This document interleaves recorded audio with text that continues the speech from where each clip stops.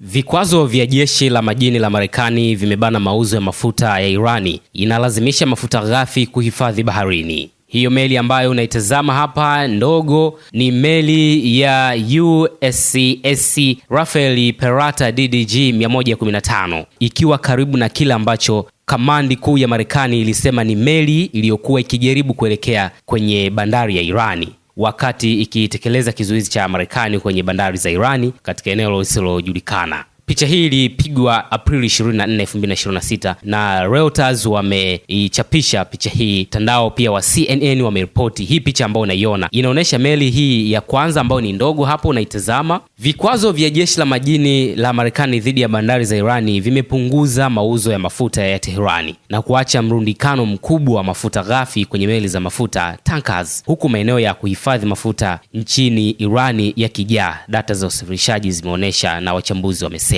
Huku baadhi ya meli zikizima mifumo ya ufuatiliaji na majeshi ya Marekani yakizirudisha nyuma meli za mafuta za Irani, kiasi cha mafuta ambacho Irani inawafikia wateja wake, hasa mteja wake mkuu China, haiwezekani kupimika. Ni idadi ndogo tu ya meli zinazobeba mafuta ghafi ya Irani zimeondoka katika ghuba ya Omani kati ya Aprili 13 hadi 25, kampuni ya uchambuzi wa mafuta ya Vortexa ilisema. Hiyo ni punguo la zaidi ya 80% ikilinganishwa na kipindi kama hicho mwezi wa Machi, ambapo Irani iliuza nje mapipa milioni 23.4 kulingana na data za LSEG. Baadhi ya meli za Teherani zimezuiliwa na Marekani baada ya kuondoka kwenye bandari za Irani, pamoja na meli za makontena zilizowekewa vikwazo na meli za mafuta za Irani katika maji ya Asia. Tunakadiria kuwa karibu mapipa milioni 4 ya mafuta ghafi ya Irani yamefanikiwa kutoka nje ya ghuba ya Oman. Kwa sasa hatuwezi kuthibitisha ikiwa yoyote kati ya meli hizo imezuiliwa tangu wakati huo, ilisema Vortexa katika barua pepe kwenda kwa Reuters. Kupotea kwa usambazaji wa mafuta ya Irani kunaongeza uhaba mkubwa sokoni, kwani vita vimefunga kwa ufanisi mlango bahari wa Hormuz, hali inayopunguza mauzo ya mafuta kutoka mataifa kadhaa ya Mashariki ya Kati na kupandisha bei, jambo ambalo Marekani ilikuwa imejaribu kuliepuka. Mwezi uliopita Marekani ilipatia Teherani msamaha wa muda usiotarajiwa wa vikwazo kwenye mauzo ya nishati ili kuruhusu bei kupungua. Bei ya mafuta ya Brent imepanda kwa takribani $50 kwa pipa tangu vita vya Irani vianze Februari 28, jambo lililoongeza bei za petroli, diesel na mafuta ya ndege. Shirika la kimataifa la nishati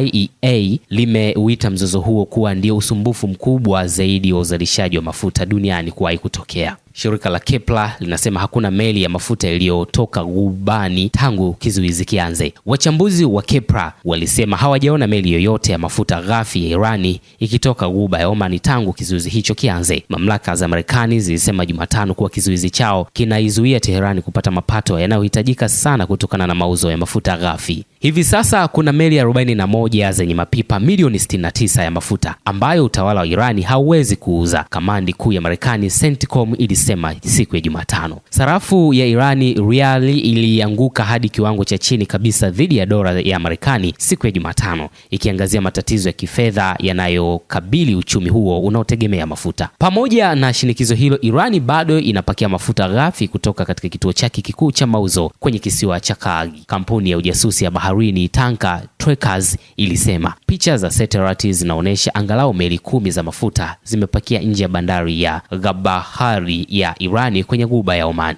Irani inazalisha takriban mapipa milioni 3.24 kwa siku, takwimu za BPP za mwezi Februari zinabainisha, ambapo karibu nusu ni kwa ajili ya usafirishaji wa ndani. Hata hivyo, nchi hiyo inaweza kulazimika kuanza kupunguza uzalishaji ndani ya wiki 1 au 2, alisema mchambuzi wa Kepler Johannes Raubo, kutokana na uhaba wa nafasi ya kuhifadhia. Maghala ya nchi kavu yamejaa kwa takriban 60%, Kepler ilisema, huku akiba ikiwa zaidi ya mapipa milioni 50 na uwezo wa juu ukiwa mapipa milioni 86. Vikwazo vya nafasi ya kuhifadhi vinaweza kuilazimisha Iran kupunguza uzalishaji katikati ya mwezi wa Juni, kampuni ya ushauri ya FGE Nextank ECA ilikadiria mnamo Aprili 15.